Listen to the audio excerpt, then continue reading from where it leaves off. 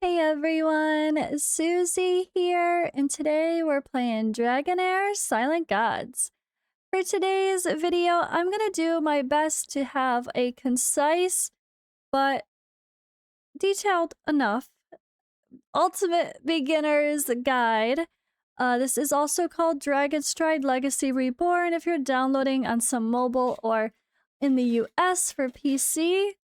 But yeah, let's dive into what the game really looks like in 2026 after some major changes.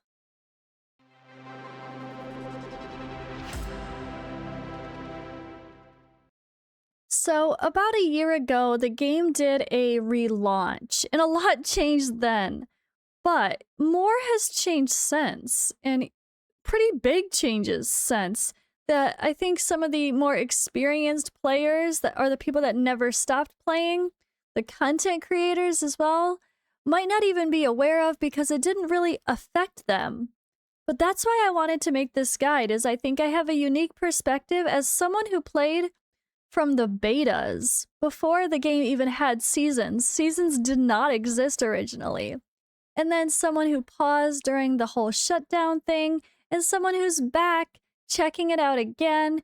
And I've played a couple times between the different phases of changes. And hopefully I'm here to play for a while now.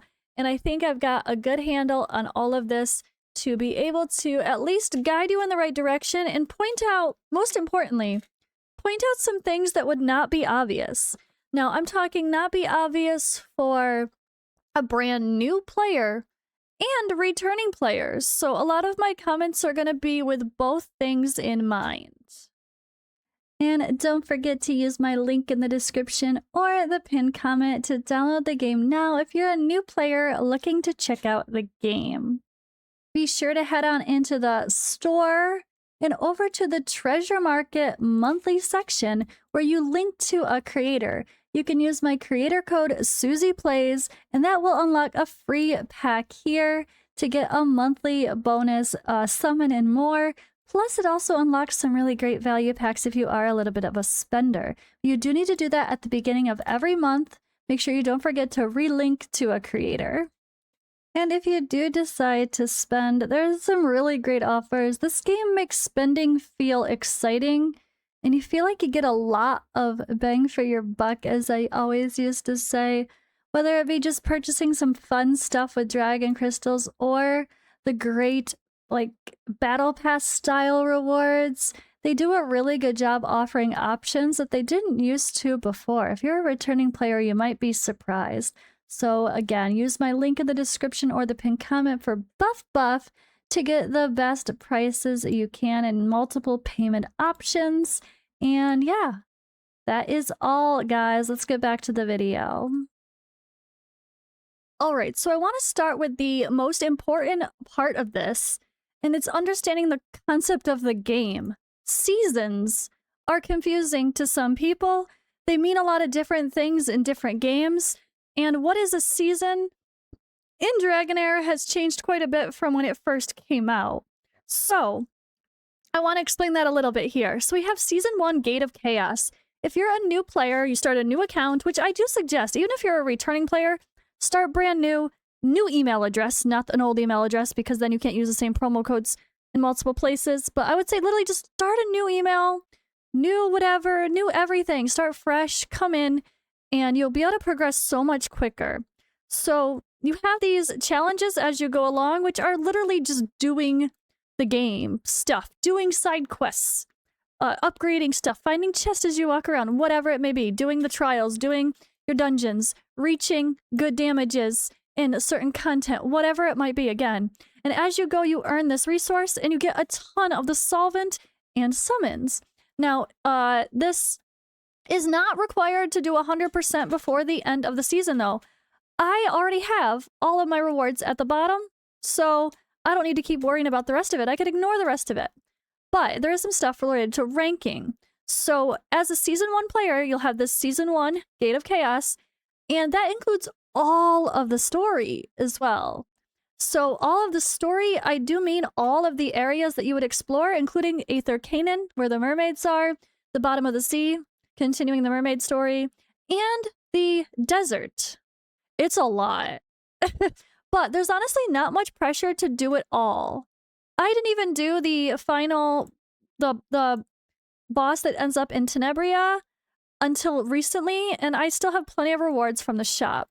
So you really just have to look at what content you haven't unlocked yet. If they're like, I think if you get to the Dark Elf area and you don't even start the Aether Canaan, you'll be fine for the first season.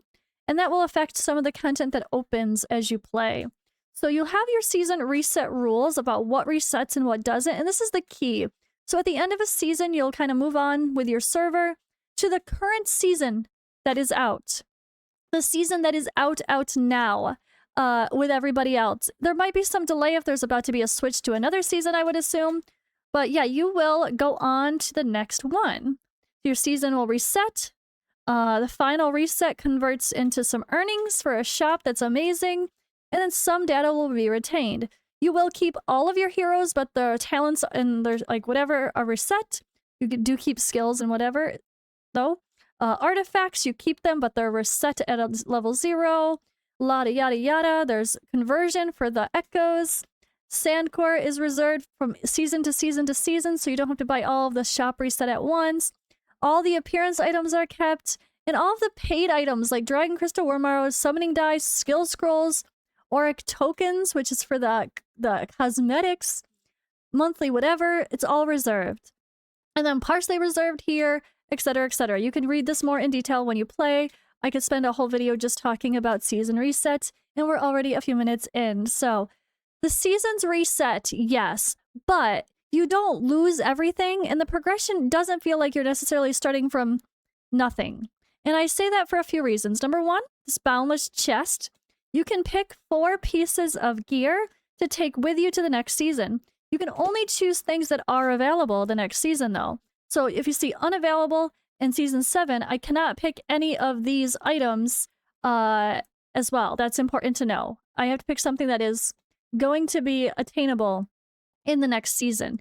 And you take those with you, and you start off with strong with a really, really, really good set of gear or a really good piece for each DPS, whatever it may be. It's really impactful.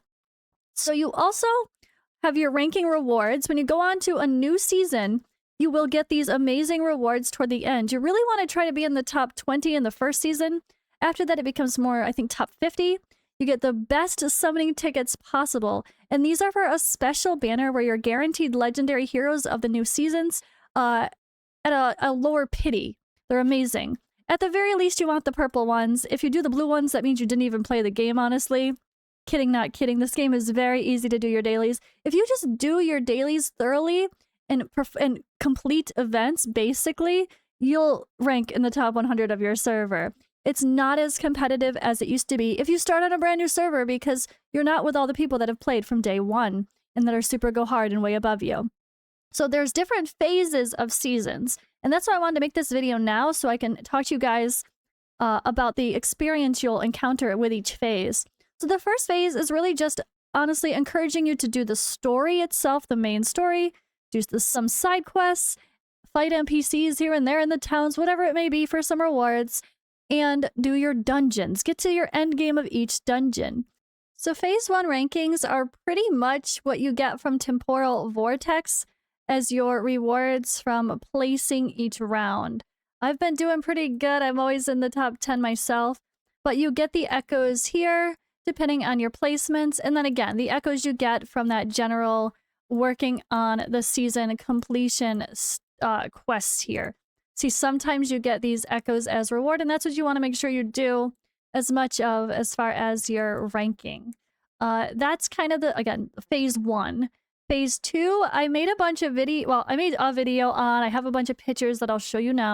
So I'll link to the phase 1 event, or the season 1 event. This is the Utior challenge. So like, see, what happened here was phase 1 ended, it showed my rankings, then I went on to phase 2. So it showed, okay, obtainable in phase 2 is the special reward at the top that's time limited, plus some other scrolls, and I think summons too, but maybe it was just scrolls. But yeah, the rewards are cool. You proceed onward and you unlock this event. Here is the kind of basic getting your resource and you'll get some summons. There's a battle pass to go with it. It's a paid version. But this is what's called the Continental Challenges. You'll have these bosses to fight.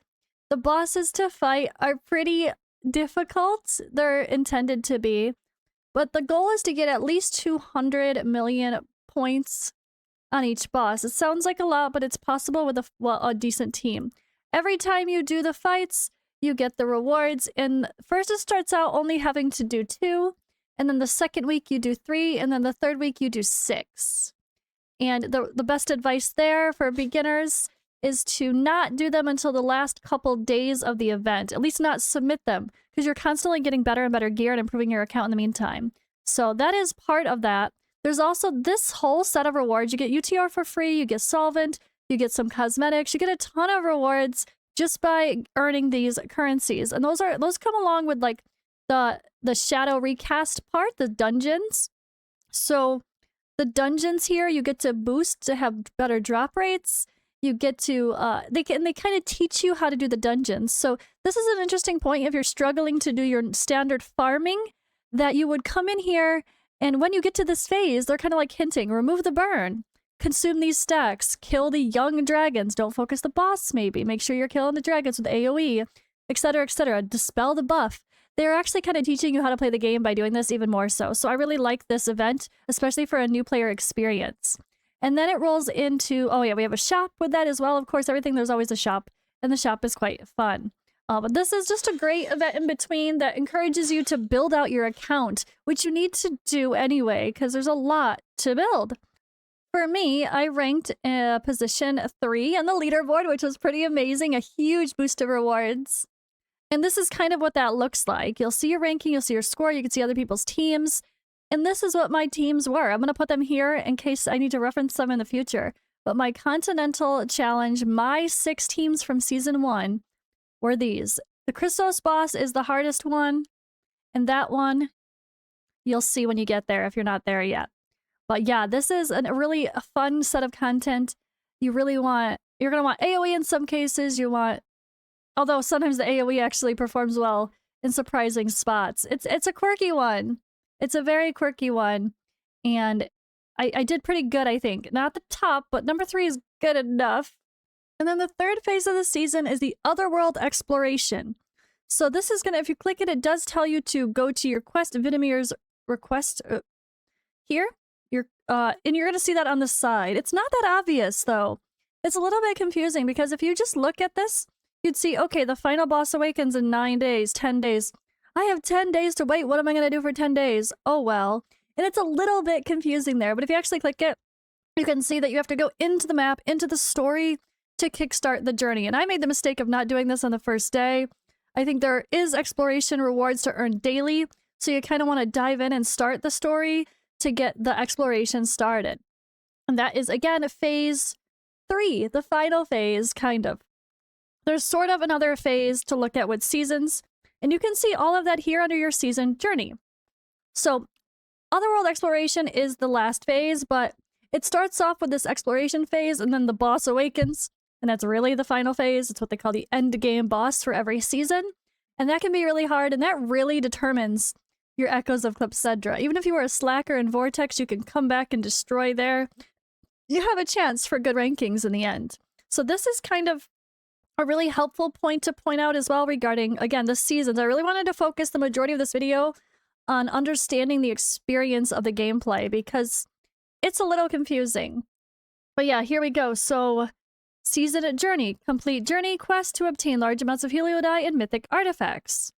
Tap to go. The season journey. This is what we did here. Also in the beginning. So this is a big part of the first part of the experience. Absolutely focus this. It will force you to do some Magichess, which we haven't even talked about yet, really. That's an important factor as well. It will force you to do a little bit of Magichess. Just do whatever it needs to do. If you guys get stuck, I have some videos on some of the specific stuck points. Fey Meander, completing Fey Meander, you definitely want to do as well. It unlocks, though, here. Vortex unlocks, then the difficulty increases as you go along. Different phases of the dungeons, they don't all unlock to the hardest stage possible right away. different of bosses for the season, the very first season. The purple dragon, the green dragon, those unlock. And then the Gloomland Showdown unlocks as well. You don't even, okay, so we don't even get the boss of like the first season as a requirement kind of, or a suggestion from the mermaid area, which was actually season 2 content originally. So yeah, there's the pillars. That's like Pillar of Trial, that old thing redone into a different format. That's really helpful, that allows you to adjust your gear. Yeah, and then the Otherworld Exploration, or sorry, the Shadow Recast event before Otherworld Exploration is here too. Very helpful points to understand all the things. So I hope all that helps just in general for the basics. So I did mention something about Magichess. Now I think we should kind of nod here, because if you're just starting to play, or if you have not started playing yet, this is actually how they start the game. They start you in the Tactical Adventure Phase 1, and it's not how the game is at all. This Magichess is a completely different setup. It's a tactical RPG. I mean, it's similar in the idea of an auto battle or auto chess, but you don't have control of your ultimates. You don't have gear. You don't influence much. It's almost like a roguelike mixed tactical. It's different. And I have been told they will be changing this in the future, so it depends on when you watch this video. If you start the game and you're getting this Magichess tactical adventure thing, and it doesn't feel like normal flowing battles, and you don't come in right and see these amazing characters and how gorgeous the graphics are, you don't have the fight right away, that's the Child of Chaos battle, well, you know that mode is, you just gotta do it at the beginning, and then you can come back and do it again later. But yeah, it's different. It is a separate game mode that is affected completely separately by the legacy coffer here. Although, pro tip, there's some things that allow you to use scrolls up here, real scrolls. Those are skill scrolls.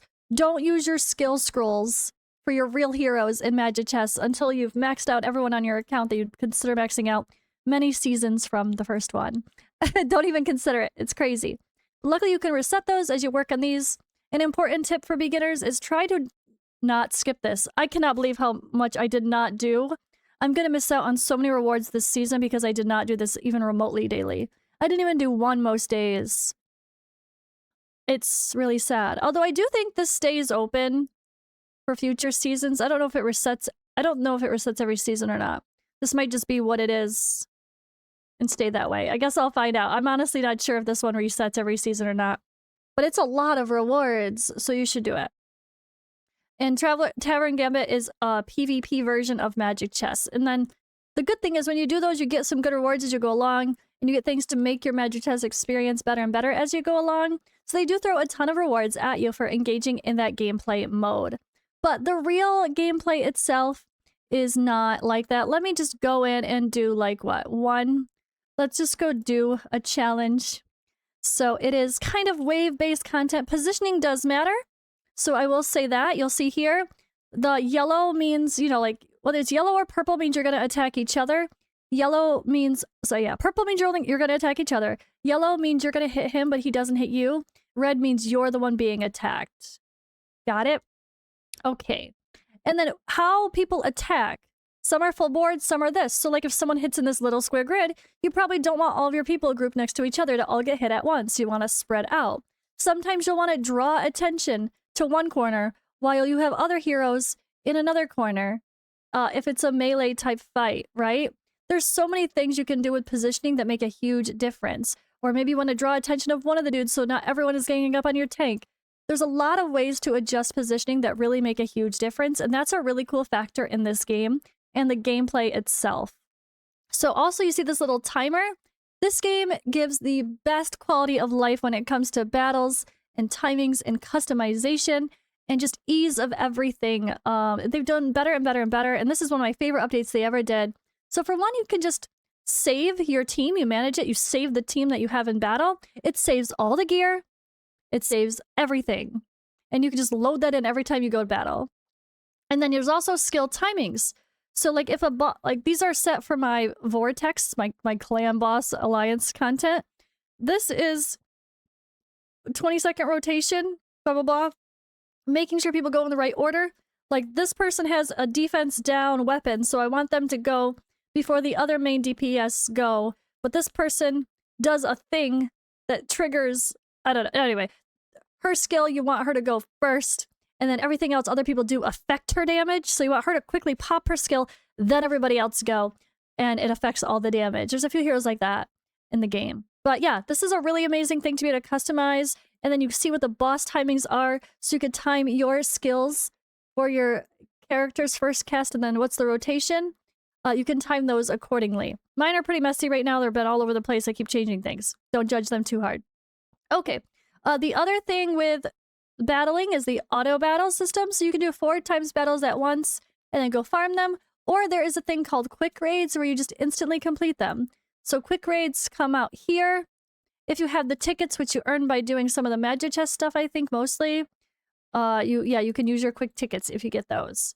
But the actual battle itself, let me just play one as we continue to talk. You'll see elemental synergy matters. You want to have 3 or 5 synergy.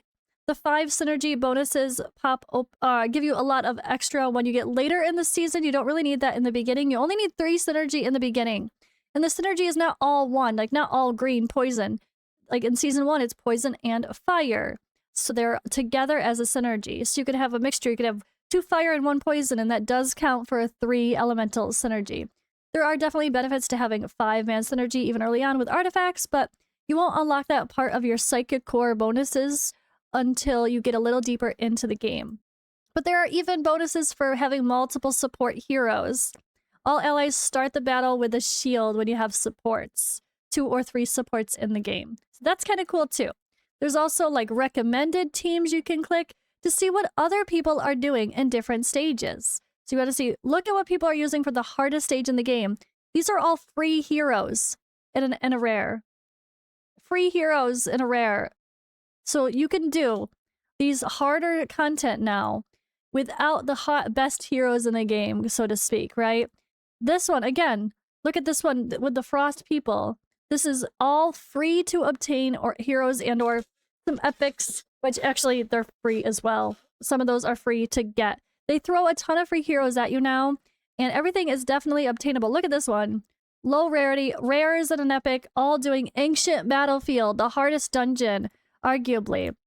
So there's kind of no excuse not to do it. You just have to learn the positioning, and you can actually like download this and watch the battle in action. Oh, sometimes, oh no, I guess it expired for how long that one's available.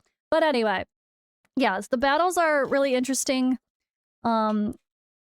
It's wave-based for some of them, like these domains. You have a couple waves and then the boss, but the main dungeons for your gear, you just go straight to the boss. There's no wave, so that makes it easier for figuring out your timings and working with the boss itself. But the domains, you don't really need timings, except for clearing like debuffs, but you can get away and just overpower it these days with all the free heroes that they give so early on.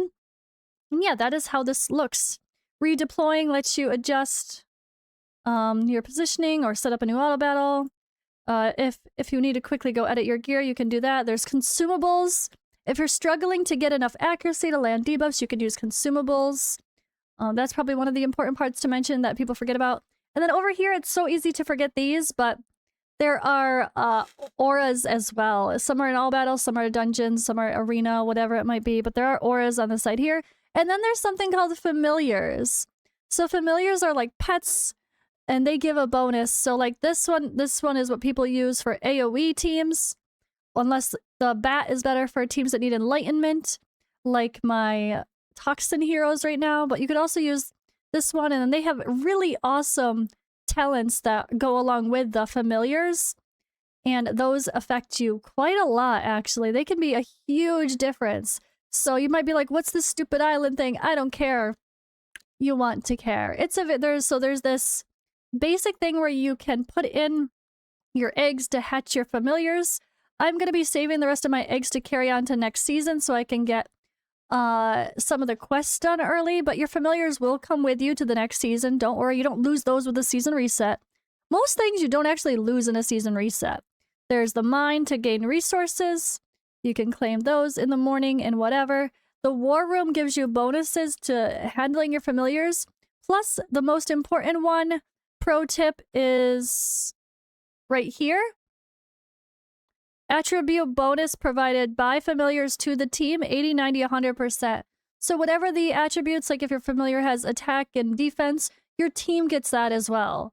It's huge, and that's an important part of crafting familiars, but that is also a whole video on its own. There's also a shop where you can exchange these resources on a daily basis and maybe get some fun gear and other stuff along the way. I try to buy all the important stuff there. And then there's the dispatch center where you just send people out to gain passive resources for upgrading stuff here or buying stuff from the shop. So let's take it back to the heroes now. There's a lot to talk about with the heroes themselves, and the most important thing regarding a new player experience is understanding this resonance level is here now. You don't have to level up every single character every season starting from scratch. There's resonance, you just level up the resonance level of your entire account. Every hero is level 10, is level 20, is level 100 at the same time. And this is a really awesome thing. You have to get, like, there's certain requirements to allow you to break through certain things. There's a little bit of time gating, but I personally love the time gating in this game. I think it's well paced, and it encourages you to go do other stuff and work on, like, your story or work on whatever, instead of just trying to push a dungeon to the max for no reason when you're not ready for it. I kind of like the time gating in this game. But yeah, my entire account was level 100. I didn't level every single hero up to level 100. You just go farm some goblin, which is very easy to do with very, very, very free-to-play heroes. And you just farm goblin in the first week, and then you're done. And then never have to touch it again. So much better. That is a game changer.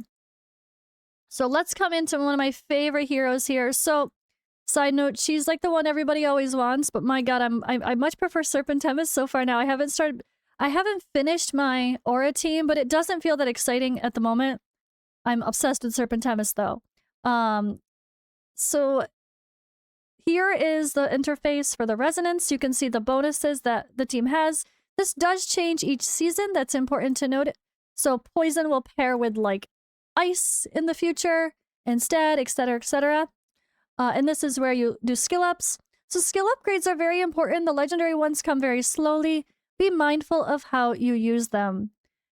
Be picky on how you go all in, who you go all in on, etc. It's a big deal. All right, so attributes can be looked at here. You can see if you click this, you can see what your total is with your gear on. If you want to understand, well, what is enlightenment, you can click the explanation point here and it explains. Like enlightenment ends up being affecting your derivative damage, and derivative damage cannot crit. So a lot of these people that deal with derivative damage, you don't want them to crit. Now, there's always exceptions to the rule. Like Durango is a dude that does derivative damage like everybody else. Enlightenment, damage based on enlightenment, I mean. And so you're like, oh, okay, don't crit. But he has a passive that's like when he crits, he places more toxins. So you put 100% crit on him and that. And they do still do other damage too, so having crit doesn't hurt, etc. So that's that. Gearing-wise, it's fun. We have system with artifacts, and we have gear sets. The gear sets that are available do change out every season. So what's available for Season 1, as you saw in the other graphic, is not necessarily available in Season 7, and Season 8, and beyond, right? It's important to keep in mind that things are changed. They like to mix it up. It does keep building things interesting, so you don't just build the exact same thing every single season. Artifacts will transfer as well. Again, those probably won't change. There'll always be new artifacts for new heroes or new artifacts of the season, but these won't change too much. There's going to be certain ones that are always amazing, like this is a top DPS one. This is the first one you should always get because it's enables your whole team to do more damage, putting defense penalty on the boss, which is one of the only ways in the game to be able to put the debuff on a boss. This doesn't exist in skills except for like 1 or 2 heroes. Here, there are runes that are just extra stats and stuff like gear. There are exchanges, so you can just swap around, like in Watcher of Realms, you can swap gear between a couple people. This, you can do that too. If I just want to steal all of her gear, I can move it to him. There's also plans. So, like, I saved a crit with accuracy build. I saved a full crit build. These are old, don't judge me. Enlightenment with HP for a character that needs that. Like Felocia or Estella. There you go.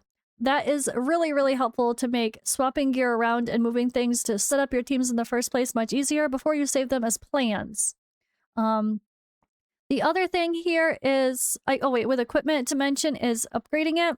So there is this thing called tempering. You can improve the stats. This is the resource you get from Pillar of Trial. You can really focus to try to make stats better on things that make the most sense. And then you can also temper. Oops, sorry, that's temper. Ascend a piece of gear using these special crystals. You get these when you sell a mythic piece of gear or sell a legendary piece of gear, you get ascension materials. And you could ascend those and get bonus stats. So you're mostly going to do that on like these weapons here. So when you ascend a stat on a weapon or artifact, sorry, or what are these? Gear, whatever. It gives a bonus specifically for that hero or that element that you're ascending it on. So this can be good and bad. Sometimes you might want to reset it. There are some resources to be able to do so. I got a lot more of them than I expected, actually. But let's say like I'm focused on Toxin right now. But let's say all of a sudden I'm using my, I'm using another element and I get Guinevere and I want to do a Dauntless team instead. I could change this to from poison to lightning. You could reset the ascension and redo it again. You get this big bonus. So you want to do that ascension on the 2 bottom pieces because that's where the percentages are bigger. You can do it on the top too. I mean, it's just going to be straight stats, but flat stats mean a lot less later on. And at the top gear are always the flat HP and flat attack.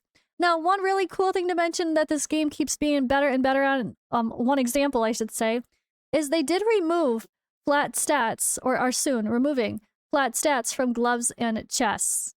Your armor. Armor and gloves are no longer going to have like flat HP or flat attack. It's only going to be percentages. So that's really cool to see a company do. I feel like they keep doing amazing things and then no one talks about it or gives them enough credit. Like this game had a rough launch because it was a very different game and it just didn't land. The game is beautiful, it's extremely interesting, but it just didn't land and it took a long time to make changes and they finally did. And I hope people will keep giving it a chance. But yeah, next thing here is talents.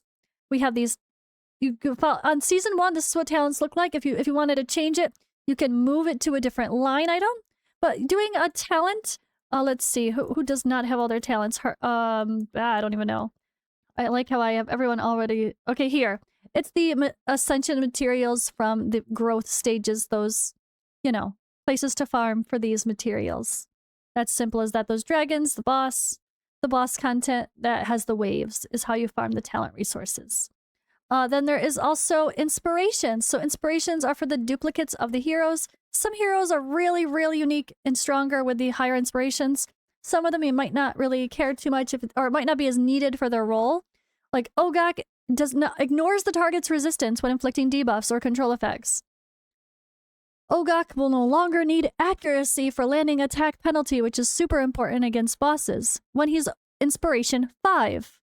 So with this example, you don't need accuracy anymore, so you can put even more stats into enlightenment and attack to help him heal better. Or enlightenment attack for his damage. He can do more damage and he can or can he actually do damage? I was like, wait, where's the damage? Here it is. This, the battle skill. There's I was like, it's fine. Yeah. There you go. He can do more damage. You can do one less stat to worry about. Stuff like that is important to be aware of. Or if there are heroes that are part of your core team, like Aura is one of the best things in the game with Telethia. So you're going to want to inspire the heroes that are part of the core team. Why not? This is a core team that's only going to make them better. But maybe there's some other heroes that you're never going to use or that you find out are not that great. You can use those for artifacts instead. But the really good thing is, like, let's say right now I have her inspired. You can reset the inspiration and get the souls back and then go use them to sacrifice for artifacts. So artifacts, mythic and exclusive artifacts, require you to sacrifice a legendary soul to get them. And then there's some legendary ones you'll get pretty quickly in epics early on in the game. Eventually you'll be able to buy them all out. And then the resources convert into the resource to upgrade the material instead when you pull duplicate heroes. So duplicate heroes in this game, you don't have them on your account. They disappear. They become essence. They become artifact stuff afterward. But other duplicates like legendaries turn into these orbs that you can decide what you do with them after the fact. All right, so while we're in the shop, let's continue and take a look at the shops, the exchange, and the shops themselves. So there's the artifact shop. The arena shop is pretty meh. It's pretty easy to get whatever you want just by doing a little bit of arena. Arena does allow you to quick farm it as well every day, instant complete, which is great as some of the other content does too. Like the Vortex, the guild boss, you can instant complete it. I'll show you that after this section. So realm-wide arena is a little bit harder to place, and that gives a little bit better rewards, like your master scroll or your really fun dice cosmetics.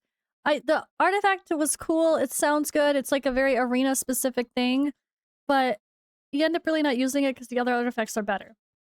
There are going to be seasonal shops related to certain events that pop in here. Alliance shop, you can get some free heroes if you miss them, or you can get a really cool mount with your cosmetics, which is so fun. And that's what I saved for, was getting my mount. I want to get my cosmetics. I want to get my font colors, my heroes, my avatars, my borders. I love all that stuff. Guest shop is related to... There, you'll see this thing. It'll tell you to go guess in Magichess, I think it is. Or I think this was the Magichess part.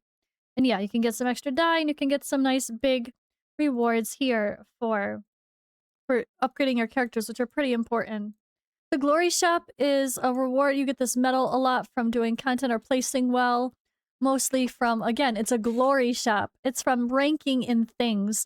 And you can rank and get rewards in some really interesting things like lower rarity speed runs in whatever dungeon. Whoever does the fastest time with no legendaries. Like, the game gives you so much to do in fun ways to enjoy the content. Here is, yeah, just the fun frames that I love so much.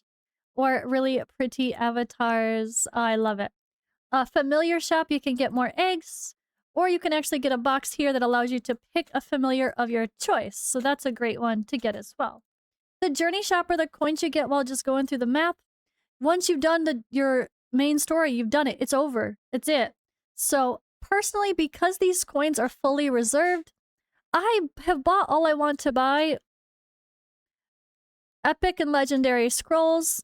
And then I usually buy the runes because I never seem to have the ones I wanted. But honestly, once you've got enough gear, you can kind of ignore it as well. And get your starlight dye every round as well. And I'm going to let this transfer to next season. So when next season starts, I insta-buy out the entire shop. And then I'll be able to buy it out for the first couple of weeks and be able to get a ton of gear and stuff to make the progression a lot faster.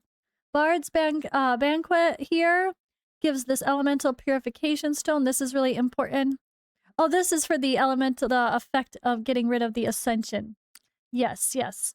I do buy that every couple rounds here. That rotates. This is based on the rewards you get from doing the special dragon or whatever fights in the story that you have to unlock by doing the story. But once you unlock the Gloom Showdown boss, there's no reason you have to finish the story except in the parts you want to for the rewards if you haven't done everything at the bottom.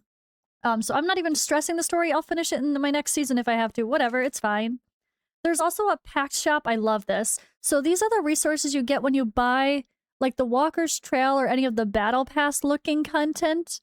It'll give you an extra resource. So on top of whatever you're purchasing in that moment, which are great like resource quest Battle Pass style rewards, you get a shop here where you can choose stuff. And you can manually choose. This is an option chest. Or is this the random one? There's a couple. There's an option one. There's a random. Oh yeah, here's the option chest. This is a random one. This is a choose one. So that's pretty cool as well, to be able to choose. Now, some of these heroes we get for free. I never got a Ripicast, so I might want to grab him. Or did I? I don't know. I don't have Sagomir, and he's really helpful. And the content, I can actually use him right now. Yeah. More rewards. Yay stuff. And then season. Season, this is like once you place, your currency is converted into that special reward here. And then if you place high, you'll get the gold version of the shop. And you can buy stuff. And there's something called a Misty Lens. So if you don't like the way you designed your character in the beginning, at the end of the season, when the new season starts, you can buy this and change it. So that is the exchange part of the shop. There's also the store. This is the spending side of things, but there's a few free things worked into this, so definitely pay attention. So the treasure market is where we called out already. Monthly support a creator is what you need to do at the beginning of every month. Link to somebody. It will give you a free summon and reward, and it will, unlock some other deals. But you want to do that. You'll get some free stuff here just by playing.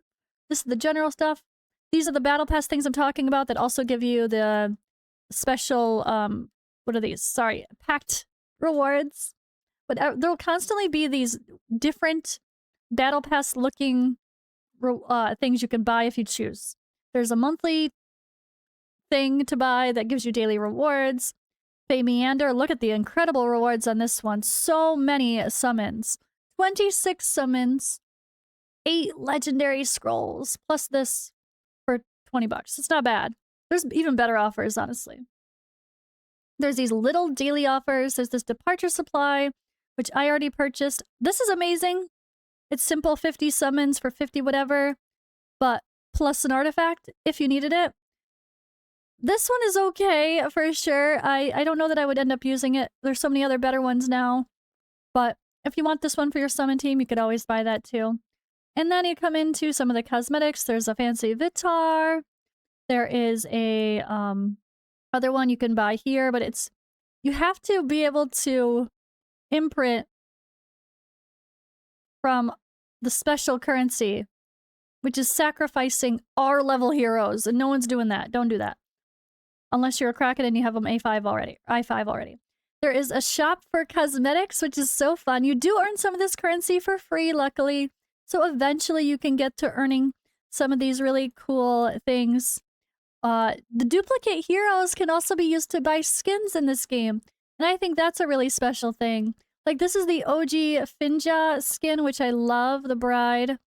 There's also things like the old version of, there's a different version of Premsa that's not pregnant. Or the old version of Quaesitia. Or no, that's Espalta, sorry. Old Quaesitia is... Yeah, there she is. And yeah, it's a fun thing to have that option. And then even more currency. Even more swag here, too. I love the rewards. They're so fun. I love swag. I love being able to buy cosmetics. And this is a free way to earn it in some cases. Or if you decide to spend on things related to that. And same thing here, 3 years Curio Shop is you can do your draws and try to get a free cosmetic, or you can get the other resource as well. Or you can purchase the tokens to do these draws with spending money and or Wormmarrow. Daily Supply Store is kind of the monthly gem shop. This resets every month. So you want to buy your 10 scrolls every month, no questions asked. And that's kind of all I buy personally, besides just topping up your Heliolite die when you need to summon. The Dragon Crystal has some special bonuses too, but again, everything here that you're going to buy, you want to use that buff link that I shared instead, because it just gives much better pricing. And sometimes there's other events that are bonuses too. Now, I will call out the Heroic Pack. This is one I made a special video on because the value is just so good. You get... It was such a cheap pack to get. It was like $5. And you get to have an option chest to choose one of these heroes that you want, that you need for your synergy. That might be a Durango to go with your Serpentemis. And you get a prime chest to pick here. And that could be the same thing. If you pull the Serpentemis, maybe you want a Twitch, or maybe you want a duplicate to make your Twitch even better. That might be your option as well. All right. Or yeah, Frost is not as great now, but I could see for some content, if you really like Magichess, you could grab an Oster to use in your roster there. Yeah, the shops are so much better than they used to be. If you played when the game first launched, they were very limiting and there wasn't much to do. Now, there's a couple other things we need to hit on before we end this very long video, but that's why there are chapters. I hope you guys appreciate it. So we were talking about shops and cosmetics. You can see all of that here, how that kind of comes together. This is also where you copy your player ID when you want to buy stuff in the shop and link your account. You click your avatar to get there, not the settings, so that's a little confusing. But you have a profile. This is what other people see. You can choose to display certain characters. You can choose which medals show as well. That's fun.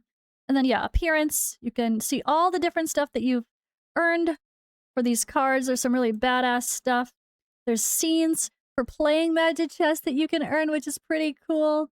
And then there's so many playable character fun stuff for your rides, your mounts. I love the Keelan. It's so cool. There's these back pieces. There's trails that for running. Trails that come behind you. And there is even dye skins as well. There's so many things, guys. This is a really fun aspect of the game that just adds a little bit something special, right? Love it. Love it, love it, love it. Next up, I wanted to mention the Vortex because this is an important factor too that I want to stress is there's a couple things in the game with alliances. We didn't talk about alliances. This used to be an alliance system-based thing, but now it's not. Now you just do your Vortex and you rank. There is a quest that tells you to do Vortex with your alliance, but it doesn't affect your alliance anymore. But doing it got a lot easier. There's a 4x speed for the battle itself, but once you got your team set, or you've tuned your timings, or maybe you just want to play around with different artifacts and see which ones work better, you can hit combat simulation, and you're instant completing the battle. It's done for the day. Ready? Let's go. Hey. And boom, there we go. My Serpentimus team, who, by the way, sounds like it should be an AoE only thing, but she's fantastic versus the Vortex boss, at least for Season 1. So that is your Vortex. There are ranking rewards that are for different periods or for daily. Pretty cool to see these. That is part of it. Oh, these are the daily rewards. If I stayed number 3, I'd actually start getting fragments toward a unique hero that you can get from placing well in Vortex. Damage rewards, you get these at the end, or every day after it resets, it pops open and you get these bonuses. Ways to get more skill ups. And yeah, also when it comes to the alliance system, there's this thing called Planner Expedition. These are like little boss fights, and you can instant complete those too. So I guess let's come back to the idea of alliances, or we'll continue the talk of alliances. So your alliance definitely matters. Ranking high gives some nice rewards. I'm even in the best alliance now. And honestly, if you start on a new season and you're an active player, there's no reason you can't be in the top alliance. It's not like you're competing with the whales that have played for 4 years, 3 years, whatever, I mean. There's donations for the alliance to help improve the ranking. There is, again, this thing that's not open. There's also the Sparkle Tournament, which is like similar to before, but you just fight whatever battles you want to fight. Not the same setup as before, I should say. Just fight what you can fight, help your team, hopefully win, get some really good rewards. Simple as that. And then every day, these are like part of your dailies, so you never want to forget your alliance section. Consuming stamina, doing your arena. Arena auto completes. This takes not even 5 minutes to do your basic dailies because you can instant complete everything if you're super busy. Like maybe with a little extra things like the daily usage of your Magichess stuff takes a little longer. But your basic dailies that you want to do, your daily missions and your arena stuff is like instant complete. Perform 10 summons. Okay, let's pop a Heliolite die. Now, I know we haven't talked about summoning yet. That's how we need to end the video because that's what this is all about. It's a gacha game at the end of the day, isn't it? And they're gonna get ya. But not this. This game does like the best summoning stuff ever. It makes it so much fun, guys. So, this game, there's a reason I made the video that says now is like the best time to start. And that's because there's this thing called option summons where you get to literally choose which character is going to be the one you pick. So, I mean, this is like picking from any character pretty much in the game. So, and it's, oops, wrong thing, sorry. So, I mean the deep damage dealers. So I picked Burn and Aura because Aura is kind of the, if you're just starting this game, the first bit of advice I should say in the first part of the video is pick Telethia. Pick Telethia, pick Aura, and any sort of options things that you can pick, just pick her and you'll be happy. Get an Aura team fleshed out, focus everything on her damage and everyone else enabling her. Aura heroes are based on attack and max HP for their damage. So they bring a ton of survivability. They're kind of like a brawler in other games, like Godforge. The brawlers being the best damage dealers in the game. Well, debatable, because Dauntless is technically better when you're fully inspired, I think, but they're very squishy, like a Slayer. Okay, anyway, I digress. Aura. Pick them, you'll be good. There are also premium heroes. All the premiums have these animated portraits that are support heroes, like Rena. Fantastic. She is the legendary version of Garius, who was like one of the best epics in the game that was pretty much a legendary himself. And some of the things are really fun in this game too, like, oh, Esketis, he sounds like he's the main damage dealer. He's exclusive. He must be the best one. No, not actually. In this game, this damage class, Durham is the one you want to get to Inspiration 5 as fast as possible. Get all the things, make him smash. He's the main DPS, and everyone else enables him. Like, Pakeston was my hope. But this is what's so cool in this game is there are multiple banners, option banners and wish banners, that allow you to choose and 100% guarantee a hero that you want. And even this banner that was here, Ever-Burning Sunfire Summon. This was just one hero the support boosted. So the reality is, if you pull 300 summons, you get to get a hero of your choice. So don't pull on any banner, except one which I'll talk about afterward, or like the seasonal switch banners. Don't pull on the weekly banners that will arise unless you have 300 summons or 270, because they give you 30 more down here. Absolutely worth pulling 0 on something and skipping until you can guarantee something better. We're going to be getting 2 option banners in a row. So if you're watching this video when it's coming out, honestly, it doesn't really matter when you start. Just start, because these banners are incredible. And it's so easy to get summons in this game now compared to before as well. 300 sounds like a lot, but it's not. There's also a hidden pity.